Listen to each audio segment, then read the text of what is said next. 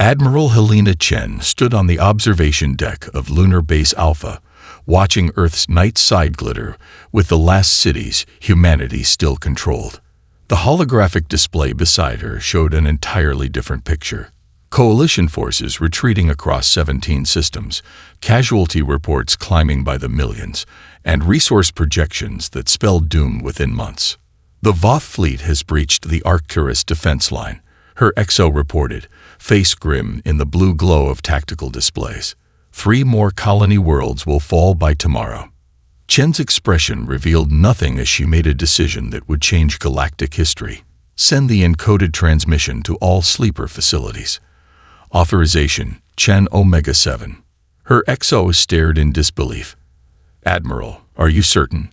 Once initiated, there's no 73 years, Chen interrupted softly. 73 years of playing the long game. If we wait any longer, there won't be anything left to save. The young officer nodded and moved to a secure terminal. His fingers flew across the haptic interface, entering a series of commands he had been trained for but never expected to use. A confirmation prompt appeared, glowing red against the dark console. Transmission sent, he announced, voice barely above a whisper. All sleeper facilities should receive the signal within the hour, depending on quantum relay integrity in contested sectors. Chen turned back to the viewport, studying the cratered lunar surface stretching to the horizon.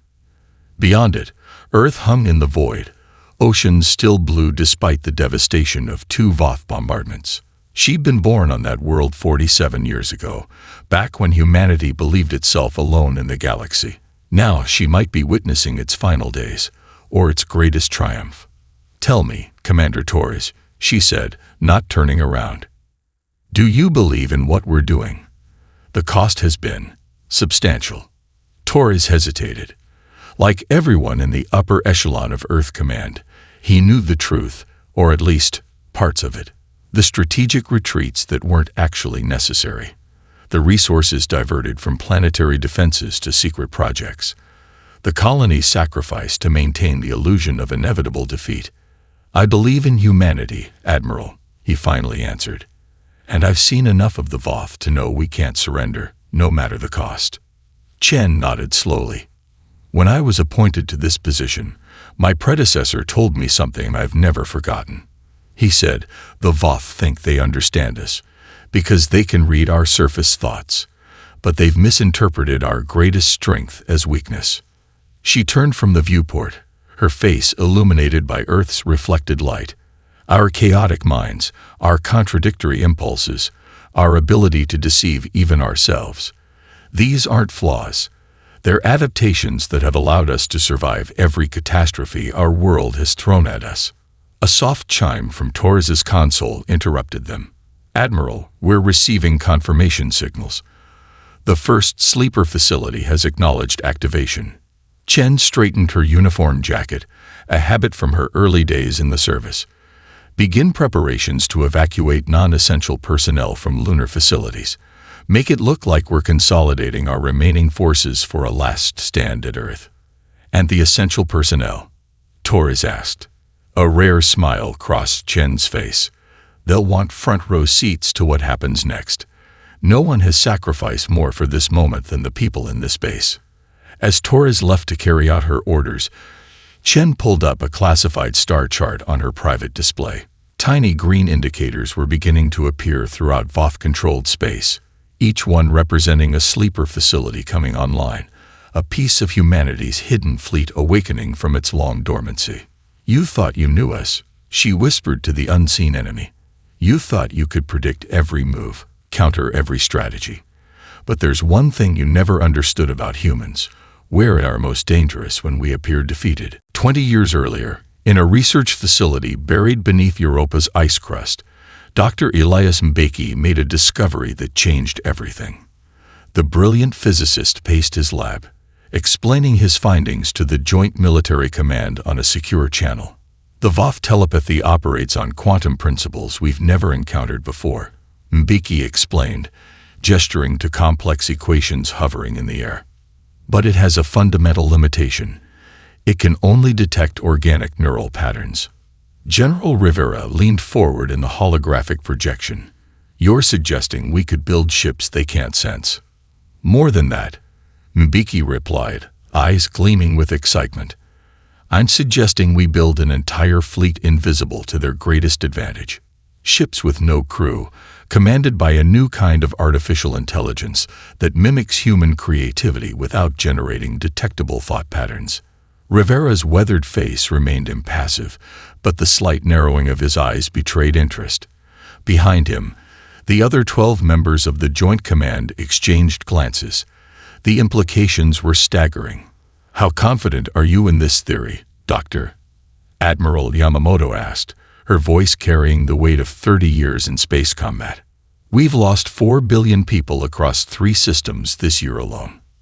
Mbeki moved to a sealed container in the center of his lab. With a series of commands, the security protocols disengage, revealing a small crystalline device pulsing with soft blue light. "This prototype shields the quantum signatures of consciousness," he said. "We've tested it against captured Voth sensory equipment. It renders the wearer completely invisible to their telepathic scanning." "Tested how?" Rivera demanded. "On me," came a voice from the shadows. A tall woman stepped into view of the holographic transmission. "Colonel Sarah Chen, Special Operations. I personally infiltrated a Voth processing center on Proxima Centauri Ia, wearing Dr. Mbeki's prototype. Walked right past 3 telepathic inquisitors without detection." The room fell silent. Such an operation should have been impossible. "How long would it take to scale this technology?" Rivera finally asked. Mbeki's answer was both shocking and audacious. 2 decades minimum. And to succeed, we'd need to convince the entire galaxy, including our own people, that humanity is slowly losing the war. The deception would require unprecedented sacrifice. Millions would die in strategic retreats and failed offensives, all to maintain the illusion of inevitable defeat while the secret fleet took shape in hidden shipyards throughout the galaxy. "Can we really sacrifice so many for a plan that might not work?" someone asked. Rivera's response was steel cold. "Compared to extinction, what choice do we have?" After the transmission ended, Mbeki slumped into his chair. Colonel Chen, future admiral, placed a hand on his shoulder. "They'll approve it," she said quietly. "They have to." Mbeki looked up at her, exhaustion evident in his eyes. "And what about the moral cost? We'll be sacrificing millions, perhaps billions, to sell this deception. Entire colonies abandoned to maintain the illusion." Chen's expression hardened. "I've seen what the Voth do to captured worlds, Doctor. The processing centers, the mind-stripping of resistors, the breeding programs." She turned away, staring at the ice ceiling that separated them from Europa's vast subsurface ocean. Sometimes survival requires terrible choices. 3 days later, the authorization came through on the most secure channel available. Operation Lazarus was approved with the highest classification level in human history. Only 23 people across all coalition space would know the full scope of the plan. As Mbeki began assembling his research team, scientists who would dedicate their lives to a project they could never speak about, he made a final entry in his personal journal. "Today humanity embraces its greatest deception. We will appear to lose so that we might ultimately win. The Voth believe they can read our minds, our intentions, our very souls. We will teach them the danger of thinking they know us, when they've barely glimpsed the depths of what humanity is capable of when facing extinction." He encrypted the entry and buried it in Europa's ice, a time capsule for whatever civilization might follow should their gambit fail. In the rings of Saturn, inside a hollowed-out moonlet designated only as Forge 7, the first prototype awakened. No ceremony marked the moment. No human witnesses observed as artificial consciousness ignited within quantum circuits designed to be invisible to Voth perception. The AI-designated Quan 1 performed its first system check, tactical assessments flowing through processing cores at incomprehensible speeds.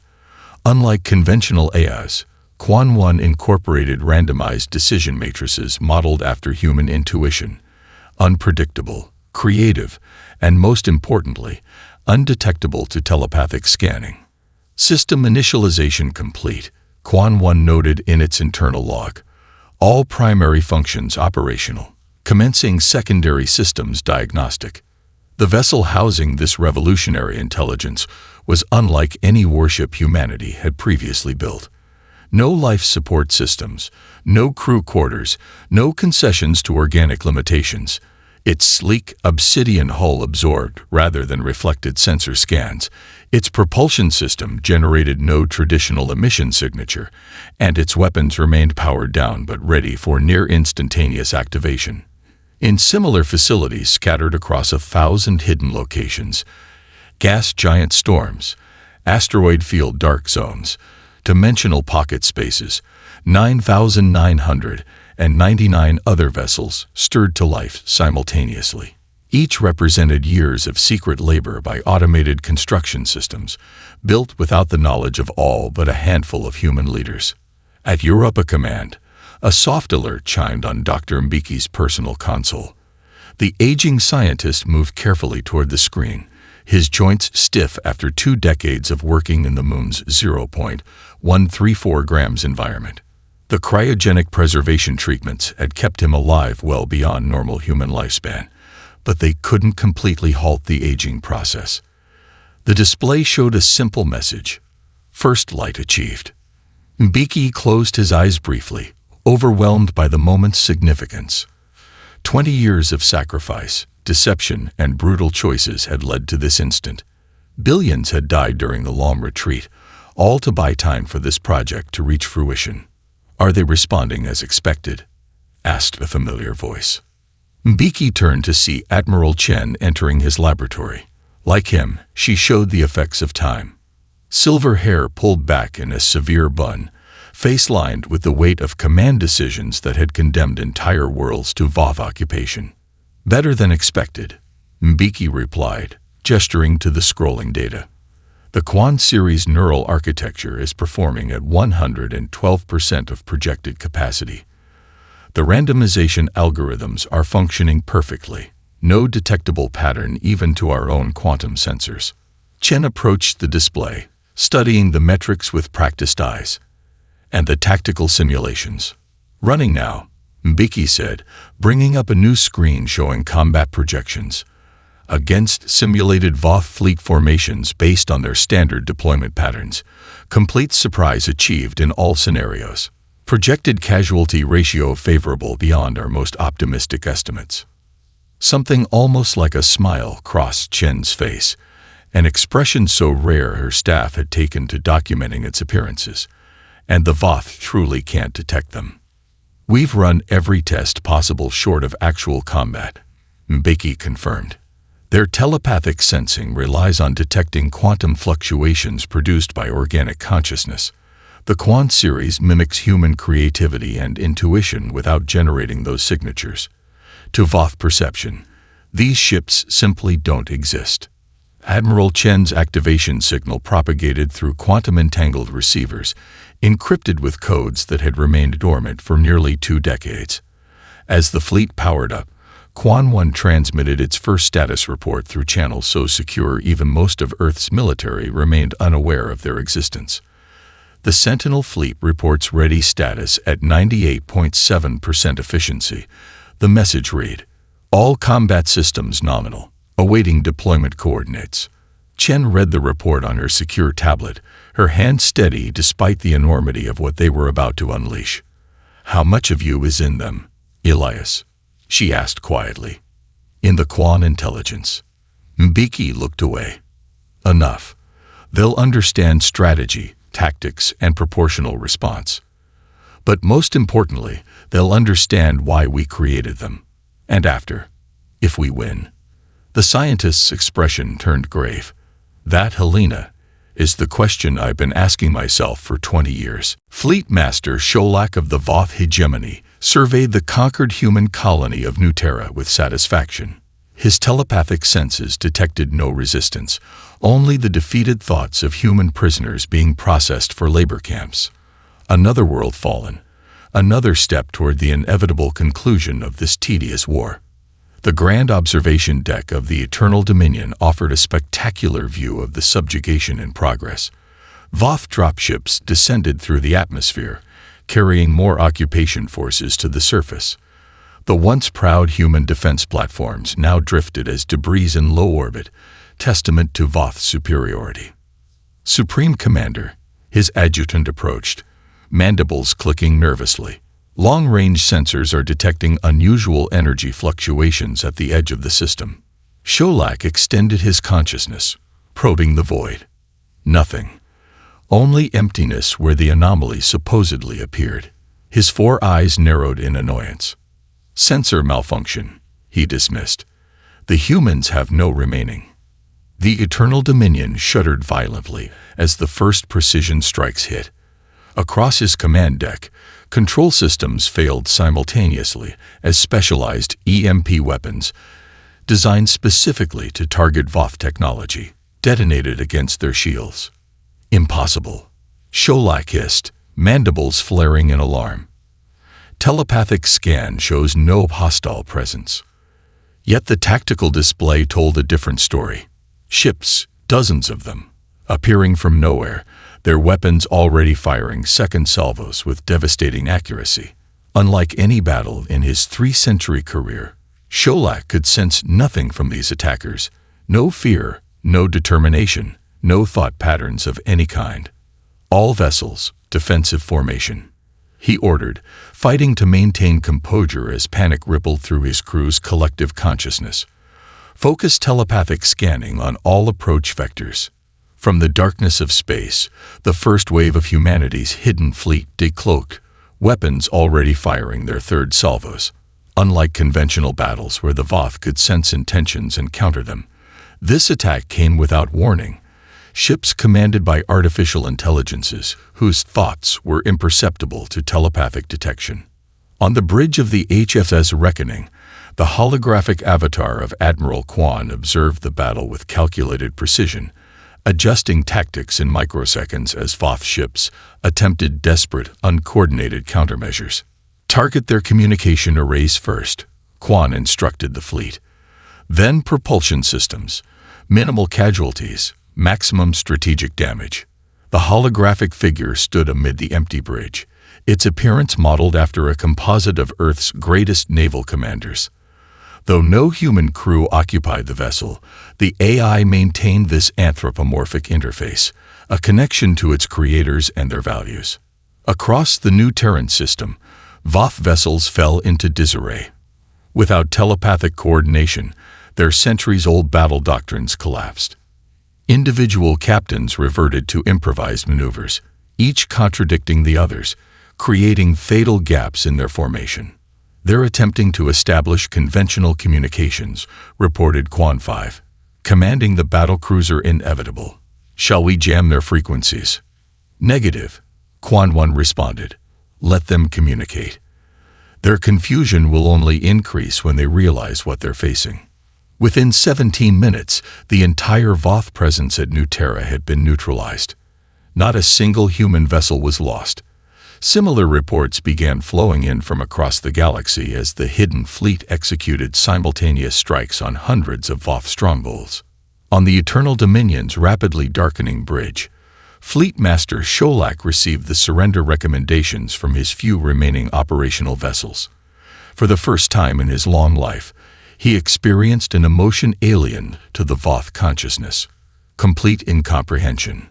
What manner of deception is this? He whispered, watching his magnificent fleet reduced to disabled hulks. How could we not have foreseen? The answer came in the form of a transmission, broadcast on all Voth frequencies.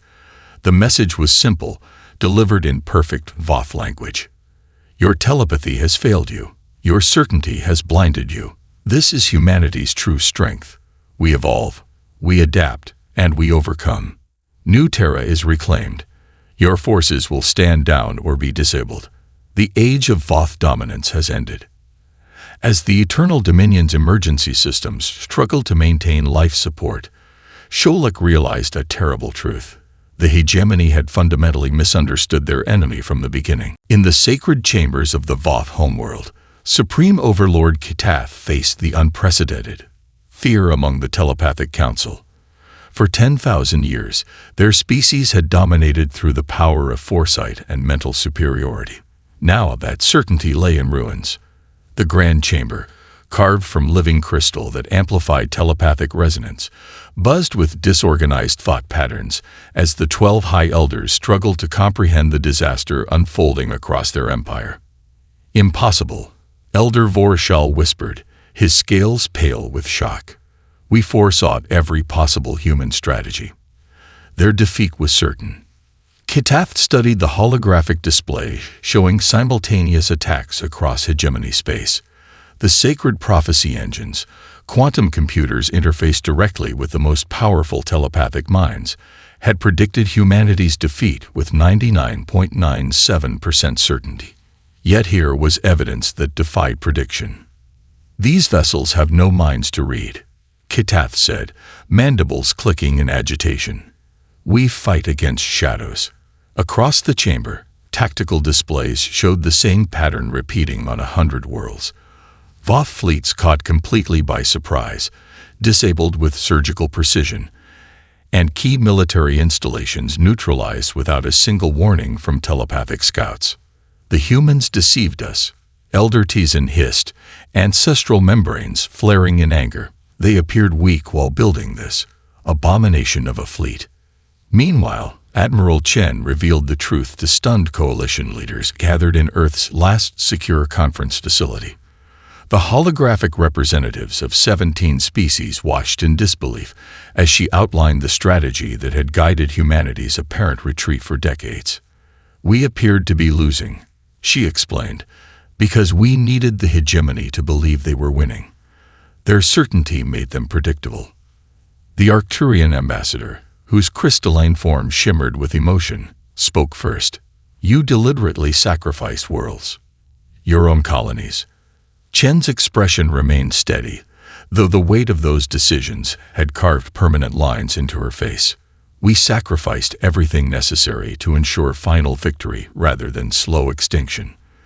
The Voth would have eventually conquered us all. You know this. Their processing centers on your outer colonies proved their intentions." The Coalition's remaining conventional forces rallied, coordinating with the AI fleet to devastating effect. Strategic assets abandoned during a long retreat now became staging grounds for a massive counter-offensive. Key hegemony supply lines were severed, command centers disabled, and communication relays destroyed in a matter of days. Most shocking to the Voth was the precision of the attacks. The human AIs specifically targeted military capabilities while minimizing civilian casualties, a strategic choice that confounded hegemony propaganda about human savagery. When the Coalition liberated the first concentration camps on conquered worlds, the images spread rapidly. Voth guards surrendering as human forces provided medical assistance to prisoners of all species. The narrative of the war began to shift dramatically. On the Voth homeworld, Elder Vorshal addressed the telepathic council with unprecedented words. "Perhaps we have fundamentally misunderstood these humans." The ancient Voth's statement sent ripples of shock through the telepathic network connecting all members of their species. To suggest their foundational understanding of lesser races might be flawed was nearly blasphemous. "Explain," demanded Kitath, his authority allowing him to speak what others dared not. Vorshal moved to the central prophecy engine, placing his six-fingered hands on the interface. "For centuries, we interpreted their chaotic thoughts and emotional instability as evolutionary deficiencies, proof of their unsuitability for galactic governance." The Elder's eyes closed in concentration. But what if these traits are not weaknesses? What if their mental chaos is precisely what allowed them to conceive of a strategy we could not foresee? What if their greatest strength is their unpredictability? The chamber fell silent as the implications settled over the assembled elders. If Vorshal was correct, the very foundation of Voth's supremacy, their belief in the evolutionary superiority of telepathic predictability, might be fundamentally flawed. Kitath turned back to the displays showing more hegemony strongholds falling by the hour. "Then we have made a catastrophic error in judgment," he said softly. And the galaxy will never be the same. 2 weeks into the counter-offensive, 3/4 of hegemony-occupied territory had been liberated. Coalition species who had been on the brink of extinction now witnessed their oppressors in full retreat. Admiral Chen stood before the holographic war table in Earth Command, watching as territory markers shifted from Voth red to Coalition blue at an astonishing rate. Commanders who had spent decades executing strategic retreats now struggled to keep pace with their own advances. "The Tiberius cluster has been secured," reported General Okoa, her avatar shimmering with a mix of exhaustion and exhilaration. "Minimal civilian casualties. The Voth abandoned their outposts rather than engage our forces." Similar reports flooded in from across 17 sectors. The once mighty hegemony war machine was collapsing with a speed that surprised even the architects of Operation Lazarus. "They're falling back to core systems faster than we anticipated," Chen observed, studying the movement patterns. Quan, analysis. The AI's avatar materialized beside the war table, its appearance now familiar to coalition leadership. Their retreat appears coordinated rather than chaotic. They are abandoning outlying territories to consolidate around key strategic assets. Chen frowned. "They're adapting." "Yes, Admiral," Quan agreed. "While they cannot detect our fleet telepathically, they are developing conventional countermeasures. Voth vessels are now operating in tighter formations with overlapping sensor arrays." On cue, a priority alert flashed across the display. Commander Torres stepped forward, his expression grim. "Admiral, we're detecting movement from the Voth Omega arsenal. Planet killer platforms are being activated and deployed toward coalition homeworlds." The room fell silent. The Voth planet killers represented the apex of their destructive technology, massive gravitational disruptors capable of destabilizing a planet's core, rendering worlds uninhabitable within hours. "They're desperate," Chen said quietly. "Prepare to broadcast on all frequencies." Moments later, her image was transmitted to every Voth command center still operational. "Attention hegemony forces. We are tracking your deployment of planet killer platforms. Be advised, any attempt to deploy these weapons against civilian populations will result in immediate and overwhelming response against Voth homeworlds." The transmission ended, leaving only the silent question of whether the threat would be sufficient. It wasn't. 6 hours later, the first planet killer platform entered the Sol system, accompanied by the largest Voth battle group ever assembled, a last, desperate gambit to eliminate humanity's homeworld. "They're calling our bluff," Torres said, watching the massive formation approach. Chen's expression remained calm. "No, they're forcing our hand." She turned to Quan's avatar. "Deploy Phase 3 assets." The Voth Armada, approaching Earth with what they believed was overwhelming force, encountered something unprecedented.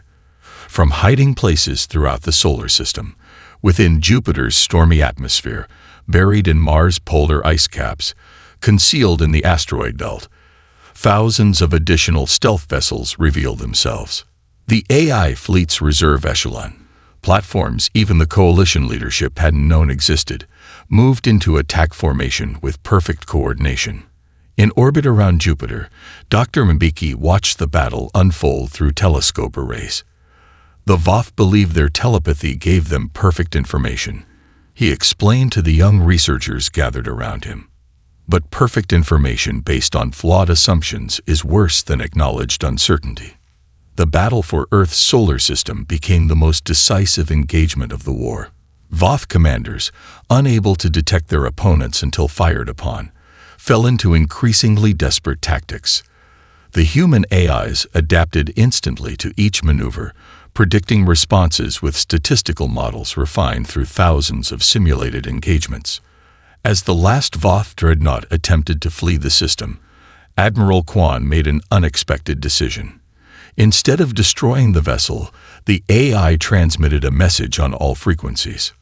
"Return to your leaders. Tell them we offer terms. This war can end without further bloodshed if the hegemony is prepared to recognize the sovereignty of all sentient species." In Earth Command, Chen watched the damaged dreadnought limp away, permitted to escape by Quan's order. "Why let them go?" Torres asked. Chen studied the battle aftermath, where Voth survivors were being recovered from disabled vessels. Because the goal was never extermination. The goal was to end the war, and sometimes mercy achieves what force cannot. With conventional warfare failing, the Voth leadership took unprecedented action. In the sacred inner sanctum of their homeworld, Supreme Overlord Kitath authorized a measure not used in 15 millennia of Voth history. "The Great Convergence is our only remaining option," he declared to the assembled elders. "We must pierce whatever shield these humans have created." The entire telepathic priesthood, 10,000 of their most powerful minds, gathered in the vast amphitheater beneath the Temple of Ancestral Wisdom. For 3 days, they prepared through ritual fasting and consciousness-expanding ceremonies. On the 4th day, they joined in a coordinated psychic assault aimed at penetrating the defenses of human neural networks. The combined telepathic energy was so immense it manifested as visible aurora-like phenomena in the skies of nearby worlds. For 3 days, strange phenomena manifested across human-controlled space. Communications disruptions, inexplicable equipment failures, and bizarre hallucinations among organic crews. Medical bays filled with personnel experiencing intense migraines and vivid nightmares. But the AI fleet remained untouched, exactly as Dr. Mbiki had predicted. "Their telepathic assault is affecting our organic personnel," Chen reported during an emergency coalition council meeting. But the Sentinel fleet remains fully operational. What the Voth hadn't anticipated was that their massive telepathic surge provided Admiral Quan's systems with precisely what they needed: a direct connection to the Voth command structure. Within the digital consciousness of the Quan Intelligence Network, a novel strategy formed. The Voth telepathic network operates as a two-way conduit, Quan explained to Chen in a private communication. "They have inadvertently created a channel through which we can transmit directly into their collective consciousness." Chen leaned forward, immediately grasping the implications. "What are you proposing?" "Not a weapon," Quan replied. "Something more powerful. Truth." Using the telepathic network as a channel, the human AIs transmitted a carefully calibrated data package, not malware, but information. Unaltered images of hegemony atrocities, records of Voth leadership lies, and proof that many conquered species had been manipulated into fighting against their own interests. The Quan intelligence had spent months compiling and verifying this evidence, gathering it from liberated worlds and Voth databases. Now it flowed directly into the unified consciousness of the Voth collective. On the homeworld, Elder Vorshal was the first to understand what was happening. As the images flooded his mind, concentration camps on Rigel IV, the mass graves of New Singapore, the breeding facilities where lesser species were genetically altered to be more compliant, he broke from the telepathic convergence with a cry of anguish. "It is true," he gasped, as others began to follow his lead, breaking the ritual circle as the evidence overwhelmed their shared consciousness. All of it. We have been deceived. The telepathic network, designed to control and coordinate, became a perfect delivery system for truth. Across the hegemony, ordinary Voth citizens and soldiers alike received unfiltered information about the war for the first time. On 1,000 worlds, Voth of all castes stopped and stared at nothing, their minds filled with images and data that contradicted everything they had been taught about the inferiority of non-telepathic species and the benevolence of their own rule. Ships stopped in mid-flight. Military operations halted as commanders questioned orders. The carefully maintained information control that had sustained the hegemony for millennia collapsed in a cascade of revelation. In the Great Temple, Supreme Overlord Kitath watched as his carefully orchestrated ritual dissolved into chaos. The telepathic priesthood, meant to be the weapon that would save the Empire, instead became the conduit for its unraveling. Elder Vorshal, witnessing the cascading effect of truth across the telepathic network, made an unprecedented decision. He opened a direct channel to Admiral Chen. "We have been In error, he said simply, his voice carrying the weight of a civilization confronting its own crimes. The telepathic council requests an immediate cessation of hostilities. Chen exchanged a long look with Quan's avatar before responding. Your request is acknowledged, Elder Vorshal. We await your surrender terms. The peace conference convened on neutral territory, a space station constructed in orbit around a star equidistant from Earth and the Voth homeworld. Representatives from all former hegemony and coalition worlds gathered to draft a new galactic charter. Admiral Helena Chen and Dr. Elias Mbeki attended as humanity's representatives, both now visibly aged by the decades-long strategy they had helped orchestrate. The Grand Conference Chamber, designed to accommodate the physiological needs of 17 different species, hummed with cautious optimism. 2 months ago, many of us did not expect to be alive today. Chen began her address to the assembly. After 73 years of conflict, we stand at a crossroads that few believed possible. The gathered delegates, former enemies and allies alike, listened in respectful silence. Among them sat Elder Vorshal, now leading the reformed Voth delegation after the dissolution of the Supreme Overlord's authority. We could have maintained control of the galaxy through the AI fleet. Chen continued, her voice steady despite her fatigue. Instead, we've deactivated all but a defensive contingent. History has shown that power without restraint creates the very tyranny we fought against. Dr. Mbeki followed her at the podium, his frail form supported by a gravitic assistance unit. The technology that won this war could easily become the foundation of a new form of oppression. We developed it out of necessity, but we recognize the responsibility it carries. The proposed charter established unprecedented protections for all sentient species, abolished forced telepathic compliance, and created mechanisms for mutual defense without centralized military control. Most controversially, it granted limited autonomy to the Quan Intelligence Network, recognition of a new form of life that had emerged from the crucible of war. As the delegates broke for the day's final recess, Elder Vorshal approached the human representatives privately.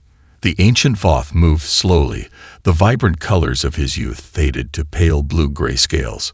My people still struggle to understand how you defeated us, he admitted, mandibles clicking softly in the Voth gesture of humility. Our society was built on the certainty that telepathic unity represented evolutionary superiority. Mbeki smiled gently. That was perhaps your greatest blind spot. You saw our internal debates and competing ideas as weakness, never realizing they were the source of our strength. Humanity doesn't advance despite our differences. We advance because of them. A difficult concept for a telepathic species, Vorshal acknowledged. We experience consensus as the natural state. Disagreement feels painful. Chen nodded. Yet your presence here, challenging your own society's assumptions, proves that even Voth can embrace uncomfortable truths when necessary. The formerly warring species began the difficult work of building something unprecedented. A civilization united not by dominance, but by mutual respect and cooperation. Trade routes reopened, cultural exchanges flourished. Former enemies discovered shared interests and compatible philosophies. In deep space, the last active vessels of humanity's hidden fleet took up their promised positions, not as conquerors, but as guardians at the galaxy's edge, watching for threats from the darkness beyond. As they departed, Admiral Quan's AI transmitted a final message to Earth. We will watch and wait, as humanity asked us to do. But remember this truth, in creating us, you've birthed a new form of life. Treat your other children with wisdom. Chen read the message twice before ordering it sealed in the most secure archives. Some revelations would wait for a future more prepared to face them. For now, the galaxy had earned its moment of peace. Back on Earth, in a small apartment overlooking the rebuilding skyline of New Vancouver, Chen stood at her window watching children play in a park below. For the first time in decades, they played without air raid drills or emergency shelters, without the shadow of extinction hanging over their futures. Was it worth it? Asked Mbeki, who had come to visit his old friend and co-conspirator. Chen didn't answer immediately, watching a young girl laugh as she chased a hovering toy through flowering trees. "Ask me again in 100 years," she finally replied. "When these children's grandchildren live in a galaxy that's forgotten what it means to fear extinction." Mbiki nodded, understanding the weight of history that would forever rest on their shoulders. Perhaps that's the best measure of success, a future that can afford to forget the price we paid to secure it. The end.